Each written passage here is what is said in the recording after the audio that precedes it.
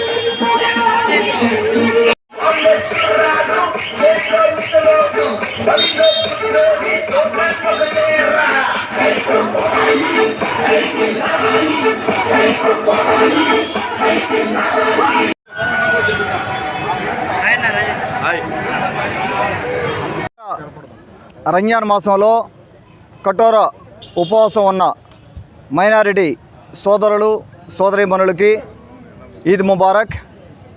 Morning ఆ కార్యక్రమం చేయడం జరిగింది ఉదయగిరిలో. అది అయ్యాక ఈ రోజున సాయంత్రం దాదాపుగా 6 గంటల సమయం నుంచి ఇక్కడ డోర్ టు డోర్ కార్యక్రమం చేయడం జరుగుతూ ఉంది. వింజమూరు టౌన్లో ఎంఎస్ఆర్ లారీ ఆఫీస్ నుంచి దాదాపుగా సగం షాపులు తిరగడం జరిగింది. వ్యాపారస్తులని అందరినీ కలవడం జరిగింది. వారి సలహాలు తీసుకోవడం జరిగింది. వారికి ఉన్న సమస్యలు తెలుసుకోవడం జరిగింది. అలాగే మిగతా వింజమూరు పట్టణంలో ఉన్న వ్యాపారస్తులను కూడా షాపులను కూడా అందరినీ కలవడం జరుగుతుంది. ఇంకొక రోజున దీనికి ఇక్కడికి మాతో పాటు తెలుగుదేశం పార్టీ నాయకత్వం అంతా కలిసి వచ్చాము. అలాగే బీజేపీ పార్టీ నాయకత్వం, జనసేన పార్టీ నాయకులు, కార్యకర్తలు అందరం ఉమ్మడిగా ఈరోజు ఇంతమంది తరలి వచ్చారు. విశేషమైన అపూర్వమైన స్పందన ఉంది. ఒక రకంగా చెప్పాలంటే వింజమూరులో ఇది నా ఎర్రవరెడ్డిపల్లి తర్వాత నా రెండో సొంత ఊరులాగా దీన్ని చూసుకుంటా ఉన్నాను. వింజమూరులో ఇక్కడ దిగిన తర్వాత కూడా ఎంతో అభిమానం చూపెడతా ఉన్నారు. మొదటి నుంచి కూడా 2 సంవత్సరాలుగా నన్ను సొంత బిడ్డగా, అన్నగా, తమ్ముడిగా ఆదరిస్తూ ఉన్నారు. ఇక్కడ ఈ రోజున మనకి ఇక్కడ వింజమూరు మండల అధ్యక్షులు రఘునాథ్ రెడ్డి గారు కూడా అందరం కలిసి తిరగడం జరిగింది. వారు కూడా ఇక్కడ ఉన్నారు. వారికి కూడా నా ధన్యవాదాలు చెప్పుకుంటా ఉన్నాను.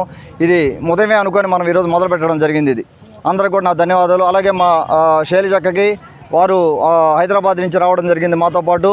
ఈ రోజున జోష్న గారు కూడా ఉండాల్సింది. ఆవిడ వేరే పని మీద హైదరాబాద్ వెళ్ళడం జరిగింది.